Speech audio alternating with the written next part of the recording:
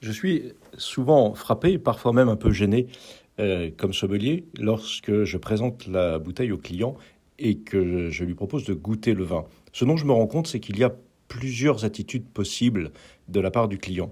Il y a le client à l'aise et qui sait ce qu'il faut faire, mais très honnêtement, ce client-là est extrêmement rare, il y en a très peu.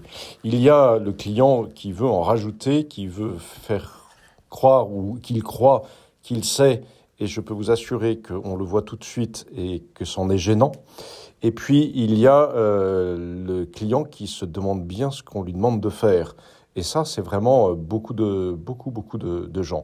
Et puis bon, il y a le client qui fait ce qu'il a vu faire d'autres, mais qui ne sait pas trop à quoi s'attendre dans le vin, et surtout que dire au sommelier si jamais ça ne va pas. Et voilà. Donc très souvent, on assiste à des épisodes assez amusants, si je peux me permettre de qualifier ça de simagrée, de gens qui en rajoutent, comme s'ils étaient dans une vraie grande dégustation et de grands professionnels, ou en tout cas ils veulent montrer ou au serveur ou au sommelier ou à la table qu'ils s'y connaissent. Et ça, bon, c'est assez fréquent. Et c'est un petit moment de malaise parce qu'on se rend compte que c'est très visible quand le client en rajoute et qu'en fait on voit qu'il ne sait pas trop quoi chercher. Alors, qu'est-ce qu'il faut faire réellement pour lorsque le sommelier ou le serveur vient vous présenter la bouteille? La première chose, c'est de bien vous assurer, ça c'est important, c'est de bien vous assurer qu'il vous a apporté la bonne bouteille. Alors, je ne dis pas que on se trompe de bouteille et qu'on va vous apporter un Gigondas à la place d'un Châteauneuf-du-Pape. Mais il se peut que votre bouteille ne corresponde pas exactement à votre demande, parce que le millésime a pu changer, parce que le domaine de production peut ne pas être le même. Alors, dans un certain nombre de restaurants, et particulièrement les restaurants à sommelier, on est très attentif à cela, et s'il y a un changement, on le signale. Et généralement, on le signale d'ailleurs au moment de la prise de commande de la bouteille. Mais dans beaucoup de restaurants où malheureusement les serveurs ne connaissent pas le vin, eh bien le vin est un peu interchangeable. Et si en réalité vous vous rendez compte après l'ouverture de la bouteille que ce n'est pas exactement la bouteille que vous aviez demandé, c'est trop tard. Donc voilà, première chose, vérifiez quelle est la bouteille, que votre bouteille correspond bien à ce que vous avez commandé.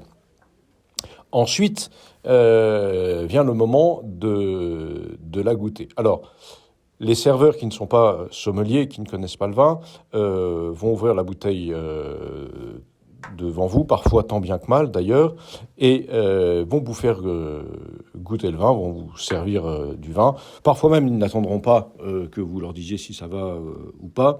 Et puis, le sommelier va discrètement, surtout si c'est une bouteille de prix, se servir un fond, sentir, pour s'assurer lui-même que tout va bien.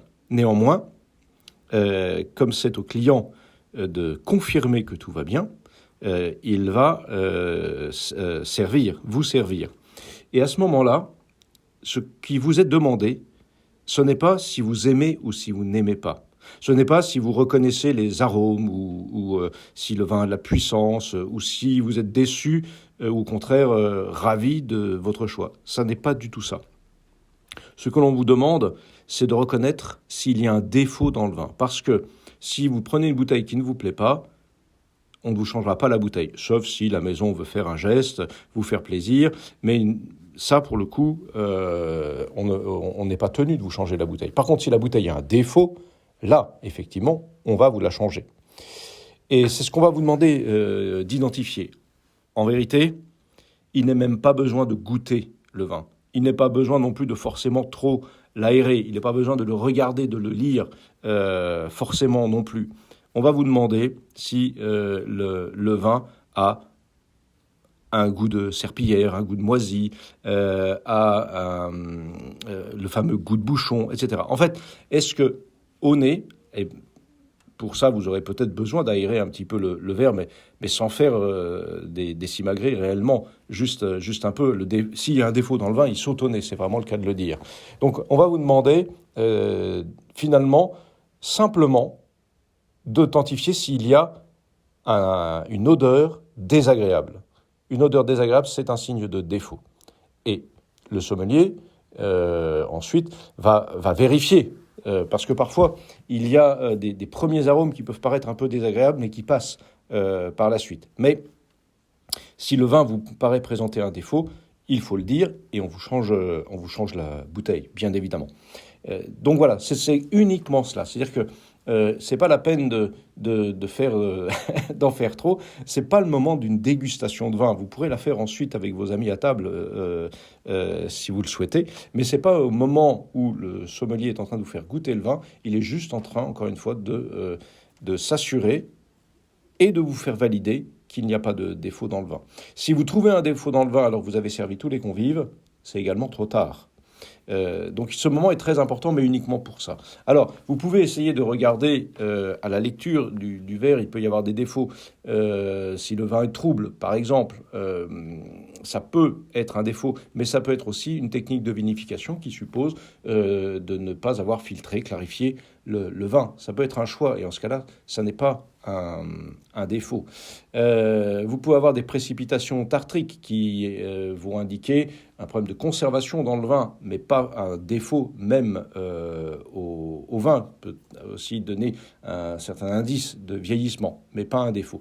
Les défauts du vin, vous les verrez essentiellement, ou les sentirez essentiellement au nez. Voilà, c'est ce que je voulais apporter comme précision, parce que je vois très très souvent, je pense pouvoir dire que c'est 80% des cas, peut-être même 90% des cas, où finalement on se rend compte que le client ne sait pas ce qu'il doit faire quand on lui demande de goûter le vin.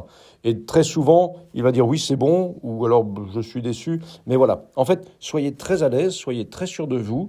Vous pouvez vous contenter de regarder le verre, si vous voulez, mais sentez-le. Si vous ne sentez pas au premier nez, n'hésitez pas à l'aérer, mais sans non plus trop en faire. Et si vous ne sentez rien, si vous n'avez pas de sentiment désagréable, même si vous n'êtes pas capable de mettre un nom sur les odeurs, les arômes, si vous n'avez pas de sensation désagréable, c'est qu'il n'y a pas de défaut. Et là, vous pouvez inviter le sommelier, le serveur, à servir. C'est tout. C'est aussi simple que ça. On ne vous demande pas de déterminer les arômes, de parler du vin. Voilà. Encore une fois, si le vin n'est pas conforme à ce que vous attendiez, ça, on peut rien y faire. Alors, par contre, si vous avez été conseillé, mal conseillé, ça, c'est autre chose et c'est peut-être de l'élégance du sommelier ou du serveur de vous reprendre la bouteille et de vous en proposer une autre. Mais à partir du moment où vous avez fait un choix et que la bouteille est ouverte, on ne peut plus rien faire. D'où l'intérêt de vraiment discuter avant avec le serveur et le sommelier. Et là aussi, je ferai des podcasts là-dessus parce que je me rends compte que intuitivement, les clients savent ce qu'ils aiment, ce qu'ils n'aiment pas, mais sont très en peine de mettre des mots sur ce qu'ils aiment et ce qu'ils n'aiment pas. Et donc, c'est dans la discussion qu'on finit par comprendre, par savoir qu'est-ce qui va plaire, qu'est-ce qui ne va pas plaire, comment le client se situe pour réussir, bien sûr, à mieux vous conseiller. Mais ça, c'est un autre épisode que j'aurai plaisir aussi à vous partager, pour vous aider, encore une fois, à être plus à l'aise au restaurant, pour vous aider à bien choisir votre vin, et puis à en profiter en toute sérénité et éviter ces moments de gêne au moment du service. Voilà, j'espère que cet épisode vous aura été utile. Je vous invite à vous abonner à la chaîne, à ma chaîne YouTube, au compte Instagram également, si vous voulez suivre plus de formations, mais aussi mes découvertes de bouteilles, des suggestions d'accords mets, vins. Et puis, si vous souhaitez aller encore plus loin, eh bien, vous pouvez rejoindre, vous trouverez ça dans la description, vous pourrez rejoindre la formation que je propose, une formation en ligne qui de 29 vidéos qui feront d'une petite durée de 6 heures de connaissance du vin, et vous saurez tout ou presque sur le vin, l'accord mets et vin, constituer sa cave, choisir ses bouteilles. D'ici là, je vous souhaite de belles dégustations.